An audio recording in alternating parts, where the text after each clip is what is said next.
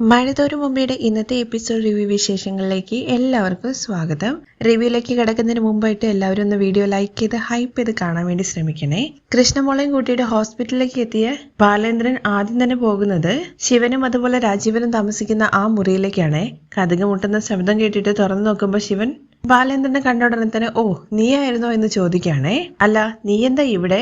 എന്റെ അളിയന്മാര് താമസിക്കുന്ന മുറിയൊന്ന് കാണാൻ വേണ്ടിട്ട് വന്നതാണ്. ഇതാണല്ലേ പെങ്ങളെ ശുശ്രൂഷിക്കുക എന്ന പേരും പറഞ്ഞിട്ട് ആങ്ങളമാര് തിന്നു കുടിച്ചുകൊണ്ടിരിക്കുന്ന മുറി. പെങ്ങൾക്ക് ഇതുവരെ ഒരു വായുഗുളിക പോലും മേടിച്ചു കൊടുത്തിട്ടില്ല. ഫാർമസി ബില്ലോ അതുപോലെ ലാബിലോ എവിടെ ഒന്ന് എത്തി നോക്കുക പോലും ചെയ്തിട്ടില്ല. ബിൽ സെക്ഷൻ പോലും എവിടെയാന്നുള്ള കാര്യം രണ്ടെണ്ണത്തിന് അറിയത്തില്ലല്ലോ. പെങ്ങളെ നോക്കുക എന്നുള്ള പേരും പറഞ്ഞും കണ്ട് വന്ന് കിടക്കുന്ന പൂങ്ങളമാരെന്നൊക്കെ പറഞ്ഞിട്ട് പരിഹസിക്കാണ് കേട്ടോ നമ്മുടെ ബാലേന്ദ്രൻ. ബാലേന്ദ്രന്റെ വാക്കുകൾ കേൾക്കുന്ന സമയത്ത് ശിവനങ്ങ് അരിച്ചു കയറുന്നുണ്ട് കേട്ടോ. ബാലേന്ദ്ര, ഇത് ഞങ്ങൾ റെന്റ് കൊടുത്തുകൊണ്ട് നിൽക്കുന്ന റൂമാണ്, അല്ലാതെ നിന്റെ വീട്ടിൽ നിന്ന് കൊണ്ടുവന്നതല്ല. തന്റെ പ്രസംഗമൊക്കെ അവിടെ നിൽക്കട്ടെ, അലീന എവിടെയെന്നുള്ള കാര്യമാണ് ബാലേന്ദ്രൻ ചോദിക്കുന്നത്. നിനക്ക് നാണമില്ല ഞങ്ങളുടെ മുഖത്ത് നോക്കിയിട്ട് മോളെന്ന് പറയാൻ വേണ്ടിയിട്ട്? അതിലിപ്പോ നാണിക്കാൻ എന്തിരിക്കുന്നു? DNA ടെസ്റ്റ് വരെ നടത്തിയിട്ടാണ് താൻ തന്റെ മോളാണെന്നുള്ള കാര്യം ഉറപ്പിച്ചതെന്നുള്ള കാര്യം കൂടി ബാലേന്ദ്രൻ പറയുന്നുണ്ട്. പക്ഷെ ഇത് കേട്ട് ശിവേട്ടനാണെങ്കിൽ മിണ്ടരുത്. ഞങ്ങളുടെ പെങ്ങളെ യാതൊരു ഉടുപ്പുമില്ലാതെ ഇത്രയും കാലം വഞ്ചിച്ചിട്ട് നീ കോപ്പിന് ന്യായം പറയുന്നോടാന്ന് ചോദിക്കാണ് ശിവൻ. തെരുവ് പട്ടികളെ പോലെ അലഞ്ഞു നിൽക്കുന്ന ആൾക്കാർക്ക് പലയിടത്തും കുഞ്ഞുങ്ങൾ ജനിക്കും. അവറ്റെയൊക്കെ അന്തസ്സും അഭിമാനമായിട്ട് ജീവിക്കുന്ന കുടുംബത്തിലേക്ക് കയറ്റി മകളായിട്ടും മാനസപുത്രിയായിട്ടും വാഴിക്കാൻ വേണ്ടി ശ്രമിച്ചാലുണ്ടല്ലോ കയ്യും കെട്ടി നോക്കി നിൽക്കില്ല ഞാനെന്നൊക്കെ പറയാണ് രാജീവൻ. അയ്യോ സോറി രാജീവ് കുമാരൻ, ഞാൻ അവളെ മാനസപുത്രിയായിട്ട് വാഴിച്ചു കഴിഞ്ഞു. ഇനി എന്തായാലും എനിക്ക് അവളെ ഉപേക്ഷിക്കാൻ വേണ്ടി പറ്റില്ല. ബാലേന്ദ്രന്റെ വാക്കുകൾ കേൾക്കുമ്പോൾ ചെറ്റത്തരം കാണിച്ചിട്ട് ഞങ്ങളെ കളിയാക്കുന്നോടാ? ക്ഷമയുടെ നെല്ലിപ്പടി കഴിഞ്ഞ് നിൽക്കുവാണ് ഞങ്ങള്. കുടുംബത്തിന്റെ മാനം രക്ഷിക്കാൻ വേണ്ടിയിട്ട് ഞങ്ങൾ ഏത് അറ്റം വരെയും പോകും. ഞങ്ങളിൽ ഒരുത്തൻ ജയിലിൽ കയറേണ്ടി വന്നു കഴിഞ്ഞാൽ അതിനും ഞങ്ങൾ തയ്യാറാണെന്നുള്ള മട്ടിലാണ് രാജീവൻ. അതും അവന്റെ പെങ്ങൾക്ക് വേണ്ടിയിട്ട്. എന്ത് ചെയ്യാനും മടിയില്ലാത്ത ആൾക്കാരാണ് കൈതയ്ക്ക വീട്ടുകാർ എന്നുള്ള കാര്യം ശരിക്കും അറിയാവുന്ന ബാലേന്ദ്രനും പറയുന്നുണ്ട്. അതൊക്കെ അവിടെ നിൽക്കട്ടെ. എന്തായാലും എന്റെ മോൾ എവിടെ? അലീനെ ഞങ്ങൾ മടിക്കുത്തിൽ വെച്ചിരിക്കുകയാണോ? നീ വേറെ എവിടെയെങ്കിലും പോയി അന്വേഷിക്കണം എന്നൊക്കെ പറഞ്ഞിട്ട് മൈൻഡ് ചെയ്യാത്ത മട്ടിൽ ശിവേട്ടൻ പോയിട്ട് ബെഡിൽ ഇരിക്കുന്നൊക്കെ ഉണ്ട്. ഏട്ടാ, ഇത് കുട്ടിക്കളിയല്ല. എന്റെ മോൾക്ക് എന്തെങ്കിലും ഒരു പോറൽ പറ്റി കഴിഞ്ഞു കഴിഞ്ഞാൽ നിങ്ങൾ പിന്നെ കടൽ കടന്ന് പോവില്ല. ഞാൻ പോലീസിൽ കംപ്ലൈന്റ് ചെയ്യാൻ വേണ്ടി പോവുകയാണ്. നീ പോയിട്ട് കൊടുക്കട കംപ്ലൈന്റ്. നീ കാണാൻ പോകുന്ന പോലീസിന്റെ അങ്ങേറ്റം കണ്ടിട്ടാണ് ഞങ്ങൾ ഇവിടെ നിൽക്കുന്നത്. എന്നാ പിന്നെ നിങ്ങൾക്ക് ഫ്ലൈറ്റ് ടിക്കറ്റ് ഞാൻ ശരിയാക്കി തരാം. സിംഗപ്പൂരിലും അതുപോലെ ദുബായിലേക്കൊന്നും അല്ല, സെൻട്രൽ ജയിലിലേക്കുള്ള ടിക്കറ്റ്. എന്നാ പിന്നെ നീ അങ്ങ് ഉണ്ടാക്ക്. കാണാ എന്ന് പറഞ്ഞിട്ട് രാജീവൻ വെല്ലുവിളിക്കുമ്പോ വെല്ലുവിളിക്കാണ് തിരിച്ചും ബാലേന്ദ്രൻ. കാണാ എന്ന് പറഞ്ഞു ബാലേന്ദ്രൻ റൂമിൽ നിന്ന് പുറത്തേക്ക് ഇറങ്ങുവാണ് കേട്ടോ. അപ്പോഴാണ് രാജീവൻ വീണ്ടും പുറകുന്നത് കഴിഞ്ഞ 22 വർഷമായിട്ട് എന്റെ പെങ്ങളെ നീ ചതിച്ചോണ്ടിരിക്കുകയല്ലേടാന്ന് ചോദിക്കുന്നത്. ഞങ്ങളത് നിസ്സാരമായിട്ട് ക്ഷമിച്ച് കളയുന്നാണോ നീ വിചാരിച്ചത്? വേറൊരു പെണ്ണിനെ കൂടെ അഴിഞ്ഞാടി ജീവിച്ചിട്ട് അതിലൊരു കൊച്ചിനെ ഉണ്ടാക്കിയതിന് ശേഷമല്ലേടാ നീ എന്റെ പെങ്ങളുടെ കഴുത്തിൽ താലി കിട്ടിയത്? മനസാക്ഷി തൊട്ട് തേച്ചിട്ടുണ്ടടാ ചതിയൻ. നീ കാണിച്ചിരിക്കുന്ന വഞ്ചനയ്ക്ക് ഞങ്ങൾ വെറുതെ വിടാൻ വേണ്ടി പോകുന്നാണോ വിചാരിച്ചിരിക്കുന്നത്? നീ അനുഭവിക്കാൻ കിടക്കുന്നതേ ഉള്ളൂ ബാലേന്ദ്ര. നീ മാത്രമല്ല നിന്റെ പുന്നാര മകളും. പോയ ബാലേന്ദ്രൻ തിരികെ വന്നിട്ട് രാജീവിന്റെ അടുത്ത് പറയുന്നുണ്ട്, ചതിയുടെയും വഞ്ചനയുടെയും കഥ പറയുന്ന സമയത്ത് എനിക്ക് തിരികെ ഒരു കഥയും കൂടി പറയാനുണ്ടെന്ന്. അത് കേൾക്കുമ്പോൾ ഈ ശിവേട്ടനാണെങ്കിൽ ചാടി എഴുന്നേറ്റ്, ഇവിടെ നീ ഒരു കഥയും പറയണ്ടടാ. കേൾക്കണോടോ, കേൾക്കാതെ വിടത്തില്ലടോ തന്നെ ഞാന്. തന്റെ ചെവിയിലോട് ഞാൻ അടിച്ച് കയറ്റും. അത്രയും പറഞ്ഞ സ്ഥിതിക്ക് എന്താ തനിക്ക് പറയാനുള്ളത് കേൾക്കണം എന്നുള്ള വട്ടില് രാജീവൻ പറഞ്ഞു തുടങ്ങുവാണ് നമ്മുടെ ബാലേന്ദ്രൻ കേട്ടോ. പണ്ട് കൊല്ലപ്പള്ളിയിൽ നിന്ന് ഒരു പെണ്ണ് ആഗ്രയ്ക്ക് പോയി ഏതാണ്ട് 2-2.5 വർഷക്കാലം അവിടെ താമസിച്ചു. അത് കേൾക്കുമ്പോൾ ആങ്ങളമാര് രണ്ടുപേരുടെയും പത്തി ഒന്ന് താഴുന്നുണ്ട്. അതിനിടയ്ക്ക് അവളൊരു പട്ടാളക്കാരനെ സ്നേഹിക്കുകയും അവന്റെ കൂടെ കുറച്ചു കാലം ജീവിച്ചു. വീട്ടുകാരെ അന്വേഷിച്ച് ചെന്ന സമയത്ത് അവള് പൂർണ്ണ ഗർഭിണി. വീട്ടുകാരെല്ലാവരും കൂടി ഒത്തുചേർന്നിട്ട് അപ്പൊ തന്നെ അവളെ തൂക്കിയെടുത്തുകൊണ്ട് തിരുവനന്തപുരത്തേക്ക് വന്നു. കൃത്യമായിട്ട് പറഞ്ഞു കഴിഞ്ഞു കഴിഞ്ഞാൽ ശാസ്തമംഗലത്തൊരു വീട്ടിൽ. ബാലേന്ദ്രന്റെ ആ വാക്കുകളെല്ലാം കേട്ടിട്ട് രണ്ടുപേരും തല കുനിച്ചു നിൽക്കുന്ന ആ രംഗം ഒന്ന് കാണേണ്ടത് തന്നെയാണ്. കുറച്ചുനാൾ കഴിഞ്ഞപ്പോ നെയ്യാറ്റിങ്കര ഒരു ഹോസ്പിറ്റലിൽ വെച്ചിട്ട് അതീവ രഹസ്യമായിട്ട് ആ പ്രസവം നടന്നു.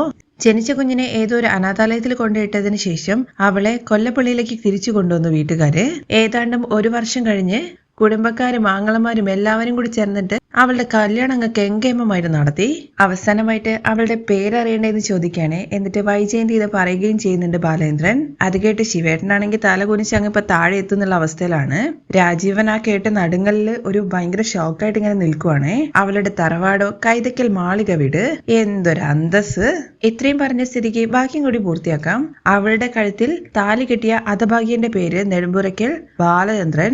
കൊള്ളാവോ എന്റെ കഥ? സൂപ്പർ അല്ലേ എന്ന് ബാലേന്ദ്ര ചോദ്യത്തിന് മറുപടി പറയാൻ പറ്റാതെ തല കുനിച്ച് നിൽക്കുകയാണ് കേട്ടോ ആങ്ങളമാര്. എന്താ രണ്ടുപേരും ഒന്നും മിണ്ടാത്തത്? ഞാൻ ഇത്ര നേരം ഭാര്യയെ വഞ്ചിച്ചു എന്ന് പറഞ്ഞിട്ട് ഉറഞ്ഞു തുള്ളിയ രാജീവന് ഒന്നും പറയാനില്ലേ? എന്താ സിംഗപ്പൂരുകാരൻ മേനോന്റെ വായിലെ പഴമാണോ? എന്താ ഒന്നും പറയാനില്ല എന്ന് ബാലേന്ദ്രന്റെ ചോദ്യത്തിന് ശിവൻ കിടന്ന് ഉരുളുവാണ് കേട്ടോ. എടാ ബാലേന്ദ്രൻ, നീ വല്ലവനും വല്ലതും പറയുന്നൊക്കെ കേട്ടിട്ടെന്നൊക്കെ പറഞ്ഞിട്ട് ഇങ്ങനെ തലയൊക്കെ ചൊറിഞ്ഞ് അങ്ങോട്ട് ഇങ്ങനെ മാറി നിൽക്കുമ്പോ വല്ലവനോ? ലഫ്റ്റനന്റ് കേണൽ ഗംഗാധര മേനോൻ അങ്ങനെ വല്ലവനും ആണോ? അല്ലെങ്കിൽ പറ അമ്മയ്ക്ക് മാത്രമേ അറിയുള്ളൂ എന്നുള്ള കാര്യം. നീലഗിരിയിലെ വീട്ടിലും അതുപോലെ ഹോട്ടൽ മുറിയിലും വെച്ച് ഗംഗാധര മേനോനും അദ്ദേഹത്തിന്റെ ഭാര്യ മാലതേടത്തും കൂടി ചേർന്നിട്ട് പറഞ്ഞ സത്യങ്ങളാണ് ഞാൻ ഈ പറഞ്ഞതെല്ലാം. വീണ്ടും രാജീവിന്റെ അരികിലേക്ക് ചെന്ന് വെക്കുന്നുണ്ട്. എന്താണ് നിന്റെ ചോര ഇപ്പൊ തിളയ്ക്കുന്നില്ലേ? ഭൂമിയിലെ സദാചാരം മൊത്തം ഞാൻ തെറ്റിച്ചു തളർന്ന പോലെ കുറച്ചു നേരത്തെ കിടന്ന് തിളച്ചവനല്ലേ നീ? പെങ്ങള് പ്രസവിച്ചതും വ്യഭിചരിച്ചതും മറച്ചു വെച്ച് കല്യാണം നടത്തി തരാൻ വേണ്ടിയിട്ട് അന്ന് നീയായിരുന്നല്ലോ മുമ്പന്തിയിൽ നിന്നിട്ടുണ്ടായിരുന്നത്. ഇപ്പൊ നിനക്ക് ഒന്നും പറയാനില്ലേ? ഇനിയിപ്പോ അലീനയാണ് വൈജിയുടെ മകൾ എന്നുള്ള കാര്യം കൂടി കേട്ട് കഴിഞ്ഞാൽ രണ്ടുപേരും ഇത് എങ്ങനെ താങ്ങുമാവോ? പക്ഷെ ഒരു കാര്യം എന്തായാലും സമ്മതിച്ചു തന്നേ പറ്റുള്ളൂ. നിന്റെ പുന്നാര പെങ്ങളുടെ അഭിനയം. അവളുടെ മുമ്പിൽ താനൊക്കെ വെറു ശിശു. ലോകത്തെ ഏറ്റവും പരിശുദ്ധമായ ഭാര്യ എന്നുള്ള മട്ടിൽ കഴിഞ്ഞ 23 വർഷം അവള് എന്റെ മുമ്പിലൂടെ ഞെളിഞ്ഞു നടന്നു. ഒരിക്കലും സ്നേഹിച്ചവനെയാണ് ചതിച്ചുകൊണ്ടിരിക്കുന്നത് എന്നുള്ള കുറ്റബോധം തരുമ്പോ ഇല്ലാതെ ധിക്കാരത്തിന്റെയും അഹങ്കാരത്തിന്റെയും ആൾരൂപം പോലെ സമ്മതിക്കണ്ടേ? അതുമാത്രമല്ല ഇക്കാര്യങ്ങളൊന്നും വൈദ്യരുടെ അടുത്ത് പറഞ്ഞിട്ടില്ല. പക്ഷെ മനുവിനും അതുപോലെ കൃഷ്ണമോൾക്കും അറിയാം എന്നുള്ള കാര്യം അവരുടെ അടുത്ത് പറയാണേ. അവരും ഇതുവരെ ആരുടെടുത്തും പറഞ്ഞിട്ടില്ല. പക്ഷെ പറയും, എന്റെ മോളെ ഒരു പോറൽ പോലും പറ്റാതെ തിരിച്ചു വന്നിട്ടില്ല എന്നുണ്ടെങ്കിൽ ചെണ്ടകുട്ടി ഞാനിത് എല്ലാവരും അറിയിക്കും. അലീനയെ തട്ടിക്കൊണ്ടുപോയിട്ട് തടവിൽ വെച്ചുകൊണ്ട് ബാലേന്ദ്രനോട് വില പേശാനും പാഠം പഠിപ്പിക്കുക എന്നുള്ള ഉദ്ദേശം ഉണ്ടെന്നുണ്ടെങ്കിൽ അതങ്ങ് കൊല്ലപ്പള്ളിയിൽ കൊണ്ടുവച്ചേക്ക്. ഇവിടെ അതൊന്നും ചെലവാവത്തില്ല. അത്യാവശ്യം കളികൾ അറിയാവുന്ന ആള് തന്നെയാണ് ഈ ബാലേന്ദ്രൻ. നിങ്ങൾ പോലീസിന്റെ തുമ്പത്ത് പിടിച്ചാലേ ഞാൻ ക്യാബിനറ്റിന്റെ തുമ്പത്ത് പിടിക്കും. നമുക്ക് നോക്കാം. ഞാൻ എന്തായാലും പോലീസ് സ്റ്റേഷനിൽ കംപ്ലൈന്റ് കൊടുക്കാൻ വേണ്ടി പോവാണ്. ബാക്കിയൊക്കെ നിങ്ങൾ ചിന്തിക്കുക. അലീനയ്ക്ക് എന്തെങ്കിലും സംഭവിച്ചാൽ എന്ന് ബാക്കി ഞാൻ കാണിച്ചു തരാം എന്നുള്ള മട്ടില് കൈകൊണ്ട് ഓങ്ങി കാണിച്ചുകൊണ്ടാണ് ബാലേന്ദ്രൻ മുറിയിൽ നിന്ന് ഇറങ്ങി പോകുന്നത്. തുടർന്ന് ബാലേന്ദ്രൻ പറഞ്ഞതുപോലെ തന്നെ പോലീസ് സ്റ്റേഷനിലേക്കാണ് പോകുന്നത്. പരാതി എഴുതി വെച്ചത് എടുത്തിട്ട് കൃഷ്ണമോളടുത്ത് പറയുന്നുണ്ട്, മോളെ ഞാനിത് സ്റ്റേഷനിൽ കൊടുത്തിട്ട് വരാം, മോൾ ഇവിടെ ഇരുന്നോ, പേടിയില്ലല്ലോ എന്ന് ചോദിക്കുമ്പോൾ ഇല്ല അച്ഛൻ പോയിട്ട് വാ എന്ന് പറയാണേ. പരാതി കൊടുക്കാൻ വേണ്ടി സ്റ്റേഷന്റെ ഉള്ളിലേക്ക് കയറുന്നുണ്ട്. ബാലേന്ദ്രനെ കണ്ട ഉടനെ തന്നെ പോലീസുകാരൻ ചോദിക്കുന്നുണ്ട് കേട്ടോ, എന്താ ബാലേന്ദ്ര ഈ വഴിക്കൊക്കെ ഇന്ന്? വൈഫിന്റെ ആക്സിഡന്റ് കഴിഞ്ഞിട്ട് 3 ദിവസമല്ലേ ആയുള്ളൂ, എങ്ങനെയുണ്ടെന്ന് ചോദിക്കുമ്പോൾ സാർ എനിക്കറിയാം, സാറാണ് മുന്നിൽ നിന്നുകൊണ്ട് രക്ഷാപ്രവർത്തനങ്ങളെല്ലാം ചെയ്തതെന്നുള്ള കാര്യം എനിക്കറിയാം. സാറിനെ നേരിട്ട് കണ്ടിട്ട് നന്ദി അറിയിക്കാൻ വേണ്ടിയിട്ട് വരണമെന്നുണ്ടായിരുന്നു. പക്ഷെ അതിന്റെ ഇടയ്ക്കാണ് മറ്റൊരു പ്രശ്നം എന്ന് പറയുകയാണെ. എന്താണ് പ്രശ്നം ചോദിക്കുമ്പോൾ എന്റെ മകളെ കാണാനില്ല, എന്താണ് പറ്റിയത്, എങ്ങോട്ടാ പോയെന്നൊക്കെ ചോദിക്കുന്നുണ്ട്. സർ അതിനെക്കുറിച്ചൊന്നും അറിവില്ല, ഹോസ്പിറ്റലിൽ നിന്ന് പുറത്തേക്ക് ഇറങ്ങിയതിനു ശേഷം പിന്നെ അവളെ കണ്ടിട്ടില്ല, ഫോണാണെങ്കിൽ സ്വിച്ച് ഓഫ് ആണ്. സാർ എത്രയും വേഗം തന്നെ ഒന്ന് അന്വേഷിക്കണം എന്ന് പറയുന്നുണ്ട് കേട്ടോ. ആരെങ്കിലും നിങ്ങൾക്ക് സംശയമുണ്ടോ എന്ന് ചോദിക്കുമ്പോൾ ഭാര്യയുടെ ആങ്ങളമാരെ സംശയമുണ്ടെന്ന് പറയണേ. അവർക്ക് നിങ്ങളോട് എന്തിനാണ് ദേഷ്യം? സാർ അതൊന്നും അറിയില്ല, സാർ പരാതിയിൽ കറക്റ്റായിട്ട് എഴുതിയിട്ടുണ്ട്, സാർ വായിച്ചു നോക്കിയിട്ട് ഉടനെ തന്നെ ആക്ഷൻ എടുക്കണമെന്ന് പറയാണേ. എന്തെങ്കിലും തെളിവ് അവർക്കെതിരെ ചൂണ്ടിക്കാണിക്കാനുണ്ടോ എന്ന് ചോദിക്കുമ്പോൾ ബാലേന്ദ്രൻ പറയുന്നത്, സാർ അത് വായിച്ചു നോക്കണമെന്നേ. ഇത് ഞാൻ വായിച്ചു നോക്കിക്കോളാം, ബാലേന്ദ്രൻ പൊക്കോളൂ. അപ്പോഴും മടിച്ചിങ്ങനെ ബാലേന്ദ്രൻ അവിടെ നിൽക്കുമ്പോൾ ഞങ്ങൾ ഉടനെ തന്നെ ഇറങ്ങാം, നിങ്ങളുടെ പരാതി ഞങ്ങൾക്ക് നിസ്സാരമല്ല. സാർ സമയം പോയിക്കൊണ്ടിരിക്കുകയാണ്, രാത്രിയാണ്, കിഡ്നാപ്പേഴ്സിന് എവിടേക്ക് വേണമെങ്കിലും കൊണ്ടുപോകാന്നൊക്കെ ബാലേന്ദ്രൻ പറയുന്നുണ്ട്. നിങ്ങൾ എന്തായാലും ഭയപ്പെടണ്ട, ഞങ്ങള് കാര്യങ്ങളെല്ലാം നോക്കിക്കോളാം, നിങ്ങൾ പൊക്കോളൂ എന്ന് പറഞ്ഞ് ബാലേന്ദ്രൻ അവിടുന്ന് പറഞ്ഞു വിടുവാണേ.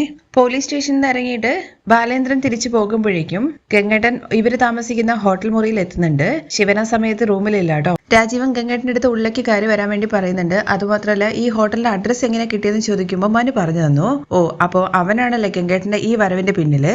ഇത് കേട്ട ഉടനെ തന്നെ ഗംഗേട്ടൻ ചോദിക്കുന്നത്, നിങ്ങൾ രണ്ടുപേരും കൂടി ചേർന്നിട്ട് ഇവിടെ എന്തൊക്കെയാണ് ഈ കാണിച്ചു കൂട്ടുന്നത്, നിങ്ങൾക്കൊന്നും ബോധമില്ലെന്ന് ചോദിക്കുമ്പോൾ ഗംഗേട്ട, ബാലേന്ദ്രൻ എന്താണ് വൈജിയോട് കാണിച്ചു വെച്ചിരിക്കുന്നത്? വൈജിയെ കല്യാണം കഴിക്കുന്നതിന് മുമ്പ് വേറൊരു സ്ത്രീയുമായിട്ട് അടുപ്പവും അതിലൊരു മകളും, ഇതൊക്കെ വൈജി എങ്ങനെ സഹിക്കും? അതിന് മറുപടി പറയാൻ ഇങ്ങനെ മടിച്ചിങ്ങനെ നിൽക്കുവാണ് കേട്ടോ ഗംഗേട്ടൻ. അപ്പോഴേക്കും ശിവൻ അങ്ങോട്ടേക്ക് വരുന്നുണ്ട്. ശിവൻ വന്ന ഉടനെ തന്നെ ഗംഗേട്ടൻ ചോദിക്കുന്നുണ്ട്, നീ എങ്ങോട്ടാ പോയതെന്ന്? ഞാനൊന്ന് ബാറിലേക്ക് പോയതാണ്, 2 എണ്ണം അടിക്കാൻ, ഭയങ്കര ടെൻഷൻ. എയർപോർട്ടിൽ നിന്ന് ഗംഗേട്ടൻ എങ്ങനെയാണ് വന്നത്?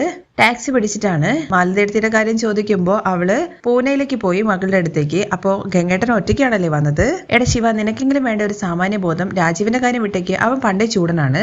ബാലേന്ദ്രൻ അവളെ പറ്റിച്ചെന്ന് തന്നെ ഇരിക്കട്ടെ, ഇത്ര രോക്ഷം കൊള്ളാൻ വേണ്ടിയിട്ട് അവൾ ആരാണ്? അവള് ബാലേന്ദ്രനെ പറ്റിച്ചില്ലേ?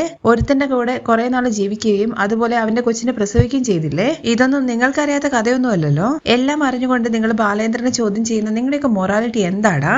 നമ്മുടെ പെങ്ങൾക്ക് കല്യാണത്തിന് മുമ്പ് ഒരുത്തന്റെ കൂടെ കഴിയുകയും അവന്റെ കുഞ്ഞിനെ പ്രസവിക്കാം ഒക്കെ ചെയ്യാം, ഒരു കുഴപ്പമില്ല. ഈ എത്തിക്സ് മൊറാലിറ്റി ഒക്കെ ആദ്യം അവരവരിലുണ്ടോ എന്നുള്ള കാര്യം പരിശോധിക്കണം, എന്നിട്ട് വേണം മറ്റുള്ളവരെ പഴിക്കാൻ. ഇത് കേട്ട് ശിവേട്ടൻ തിരിച്ചു പറയുന്നതേ, ഈ കഥകളൊക്കെ ബാലേന്ദ്രൻ അറിയാന്നുള്ള കാര്യം തങ്ങൾക്ക് അറിയില്ലായിരുന്നല്ലോ എന്നാണ്. ഓ, അത് ബാലേന്ദ്രൻ അറിഞ്ഞില്ലായിരുന്നെങ്കിൽ വൈജിയെ വിശുദ്ധാക്കായിരുന്നു അല്ലേ? ഇപ്പോൾ ഗംഗേട്ടൻ്റെ മേലായിട്ടോ കുറ്റം. ഗംഗേട്ടനല്ലേ ആഗ്രയിലെ സ്റ്റോറി മൊത്തം അവൻ്റെ അടുത്ത് പറഞ്ഞത്. വൈജിയെ ഒറ്റിക്കൊടുത്തത് ഗംഗേട്ടനാണെന്നൊക്കെ പറഞ്ഞിട്ട് ഗംഗേട്ടനെ കുറ്റപ്പെടുത്തിക്കൊണ്ടിരിക്കുകയാണ് കേട്ടോ രാജീവൻ. ഗംഗേട്ടനെ എന്നിട്ട് ഞങ്ങളെ ഈ വിവരങ്ങളൊക്കെ അറിയിച്ചോ? ബാലേന്ദ്രൻ ഹോസ്പിറ്റലിൽ അറ്റാക്കായിട്ട് കിടക്കുന്ന സമയത്ത് ഒരു തവണ ഇവിടെ വന്നു പോവുകയും ചെയ്തു. അപ്പോഴും ഗംഗേട്ടൻ ഞങ്ങളടുത്ത് പറഞ്ഞില്ലല്ലോ ബാലേന്ദ്രൻ എല്ലാം അറിഞ്ഞു കഴിഞ്ഞു എന്ന്. എടാ രാജീവേ, ബാലേന്ദ്രൻ ഒരു ദിവസം ഭ്രാന്ത് പിടിച്ചതുപോലെ നീലഗിരിയിലേക്ക് കയറി വന്നു. എന്നിട്ട് ചോദിച്ചു, വൈജ കല്യാണത്തിന് മുമ്പ് ഒരു പെൺകുഞ്ഞിനെ പ്രസവിച്ചോ എന്ന്. അത് കേട്ടപ്പോൾ ഗംഗേട്ടൻ നിഷേധിക്കണമായിരുന്നു, തറപ്പിച്ച് പറയണമായിരുന്നു ഇല്ല എന്ന്. എന്നാൽ ഗംഗേട്ടനാണെന്നുണ്ടെങ്കിൽ സത്യങ്ങളെല്ലാം തുറന്നു പറഞ്ഞിട്ട് അവന്റെ മുമ്പിൽ വിശുദ്ധനാവാൻ വേണ്ടി പോയി. എന്നാൽ ഇത് കേട്ട ഗംഗേട്ടൻ പറയുന്നുണ്ട് കേട്ടോ, അവൻ സകല തെളിവുകളോട് കൂടിയിട്ടാണ് വന്നത്. സറണ്ടർ ആവല്ലാതെ നിഷേധിക്കാനുള്ള ഒരു ഇതും എന്റെ മുമ്പിലില്ലായിരുന്നു. ഇതാണ് പറയുന്നത് സ്വയം പാരവെപ്പ്. സ്വന്തം ആങ്ങളെ തന്നെ പെങ്ങൾക്ക് പാര വെച്ചു. വൈജയുടെ കാര്യങ്ങൾ മൊത്തം അറിയുന്ന അവന്റെ മുമ്പിലേക്ക് നിങ്ങൾ സദാചാരവും ചെന്ന് പറഞ്ഞു കഴിഞ്ഞു കഴിഞ്ഞാൽ അവൻ ചുമ്മാ ഇരിക്കുമോ? അവൻ ഇതെല്ലാം മനസ്സിൽ വെച്ചിട്ടാണ് നമ്മളടുത്ത് പെരുമാറിയത്. ഒരു കുരുക്കോ ഇല്ലായിരുന്നല്ലോ അവന്. അറ്റ്ലീസ്റ്റ് ഗംഗേട്ടന് ഞങ്ങളടുത്ത് കാര്യങ്ങളെല്ലാം പറഞ്ഞുവിടായിരുന്നോ എന്ന് രാജീവൻ ചോദിക്കുമ്പോൾ ആദ്യം ഞാൻ വിചാരിച്ചത് സത്യങ്ങളെല്ലാം തുറന്നു പറഞ്ഞിട്ട് അവൻ കുടുംബം തകർക്കുമോ എന്നാണ്. പക്ഷെ കഴിഞ്ഞ തവണ ഞാൻ വന്നപ്പോൾ മനസ്സിലായി എനിക്ക് അവൻ ആരോടും ഒന്നും വെളിപ്പെടുത്തിയിട്ടില്ല എന്ന്. അവൻ വൈജയുടെ അടുത്ത് ദേഷ്യം കാണിക്കുന്നുണ്ട്, അത് സ്വാഭാവികമാണ്. ഇനി കുറച്ചു കാലം കഴിഞ്ഞ് കഴിഞ്ഞാൽ അതെല്ലാം തേഞ്ഞു മാഞ്ഞു പോയി വൈജയുടെ അടുത്ത് പൊറുക്കും എന്നാണ് ഞാൻ വിചാരിച്ചത്. സത്യം പറഞ്ഞു കഴിഞ്ഞാൽ നിങ്ങൾ രണ്ടുപേരും വൈജയും കൂടി ചേർന്നിട്ടാണ് ഇത്രയും പ്രശ്നങ്ങളൊക്കെ വഷളാക്കിയത്. ബാലേന്ദ്രൻ ആകെ ചെയ്ത കാര്യം ബെഡ്റൂം മാറി എന്നുള്ളത് മാത്രമാണ്. അയാളെ ചതിച്ച ആളുടെ കൂടെ അയാൾ ചെന്ന് കെട്ടിപ്പിടിച്ച് കിടന്നേ പറ്റുള്ളൂ എന്നുള്ള കാര്യം ആർക്കായിരുന്നു ഇത്ര നിർബന്ധം? അത് ഞങ്ങൾ അറിയാതെ എന്ന് രാജീവ് ഇങ്ങനെ പറയുന്നുണ്ട് തലചൊറിഞ്ഞുകൊണ്ട്. അറിയാതായിരുന്നോടാ? വൈജയുടെ പാസ്റ്റ് മൊത്തം അറിയില്ലായിരുന്നോടാ? അതിനിപ്പോ ബാലേന്ദ്രൻ പകരം ചെയ്തില്ലേ? അവനും ഉണ്ടായിരുന്നല്ലോ അങ്ങനെ ഒരു ബന്ധം. അതിലൊരു മകളും ഉണ്ട്. തട്ടിക്കഴിച്ച് നോക്കുന്ന സമയത്ത് ബാലേന്ദ്രനും വൈജയ്ക്കും പരസ്പരം ക്ഷമിക്കാവുന്നതേ ഉള്ളൂ. അങ്ങനെ ക്ഷമിച്ചാലും തീരത്തില്ല, നിങ്ങൾക്ക് അറിയാത്തതുകൊണ്ടാണ്. അന്ന് 23 വർഷം മുമ്പ് വൈജ പ്രസവിച്ച കുട്ടി മരിച്ചിട്ടില്ല.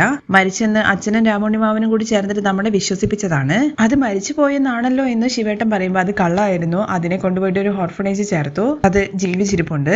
ഇത് കേട്ട് രാജീവനാണെങ്കിൽ ആകെ ടെൻഷൻ ആവുന്നുണ്ട്. വൈജ പ്രസവിച്ച കുഞ്ഞ് ഇപ്പോഴും ജീവിച്ചിരിപ്പുണ്ടെന്നാണോ? ജീവനോടെ ഉണ്ടെന്ന് മാത്രമല്ല, അവള് നിങ്ങളുടെ മുമ്പ് തന്നെ ഉണ്ടായിരുന്നു. ബാലേന്ദ്രന്റെ മകളല്ല, വൈജയുടെ മകളാണ് അലീന. ഇത് കേട്ട് രണ്ടുപേരും ഷോക്ക് അടിച്ച പോലെ നിൽക്കുവാണെ. ബാലേന്ദ്രൻ പറഞ്ഞ കഥകളെല്ലാം കള്ളത്തരമാണ്. അവന് വേറൊരു പെണ്ണുമായിട്ട് ബന്ധമുണ്ടെന്നും അതിൽ ജനിച്ച കുട്ടിയാണെന്നും എല്ലാം അറിഞ്ഞിരുന്നത് കൊണ്ടാണ് അവൻ ഓരോന്ന് പറഞ്ഞതും പ്രവർത്തിച്ചതും. നിങ്ങൾ പൊട്ടന്മാര്, മണ്ട ശിരോമണികള്. അവന്റെ ചരടുവലിക്ക് അനുസരിച്ച് നിങ്ങൾ തുള്ളിക്കൊണ്ടിരുന്നു. ഇത്രയും കേട്ടിട്ട് വിശ്വാസമാവുന്നില്ല. രാജീവൻ വീണ്ടും ചോദിക്കുകയാണ്, അലീന വൈജയുടെ മകളാണോ എന്ന്. അവൾക്കറിയാം വൈജ അമ്മയാണെന്ന് അറിഞ്ഞുകൊണ്ട് തന്നെയാണ് അവൾ വന്നത്. പക്ഷെ ആരോടും പറഞ്ഞില്ല. അച്ഛൻ അറിയായിരുന്നു വൈജയുടെ മകളാണെന്ന്. അത് കഴക്കൂട്ടത്തെ ഓർഫനേജിൽ പോയിട്ട് അലീനയെ കൂട്ടിക്കൊണ്ടുവരാൻ വേണ്ടിയിട്ട് ഏർപ്പാടാക്കി.